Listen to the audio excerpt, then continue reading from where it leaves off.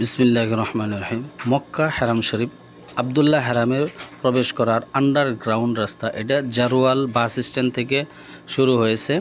এখান দিয়ে যাতায়াতের জন্য সহজ রাস্তা। যে সমস্ত হাজিগণরা যাবেন তারা এখান দিয়ে ঢুকে নতুন হারামের সামনে গেটের দিকে যাওয়া যায়।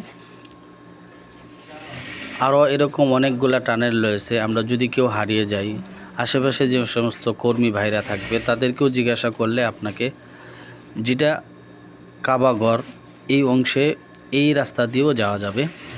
এই সামনের দিকে আবদুল্লাহ হারামের মসজিদের অংশের গেট এটা।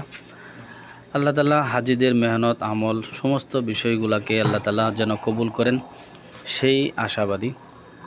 যেনারা এখান দিয়ে বের হয়ে যাচ্ছেন, ওনাদের এইখান দিয়ে যাতায়াতের রাস্তা অনেকেই ভুলবশত দিক দিয়ে চলে যাবেন, সেই জন্য আমরা সতর্ক থাকব। হারামের চতুর্পাশেই এরকম রাস্তা রয়েছে, হজের সময় সবগুলা খেয়াল রাখব।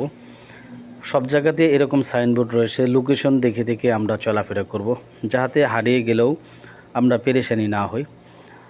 এরকম হারিয়ে গেলে পুলিশ আছে, তাদেরকে জিজ্ঞাসা করতে পারি। এখানে কর্মীরা রয়েছে এরকম পোশাকধারী, আরও বিভিন্ন রকমের কর্মীরা রয়েছে, তাদেরকেও জিজ্ঞাসা করতে পারি হজের সময়। এই ছবিটা কিন্তু হজের সময়ের জন্য না, তার আগের।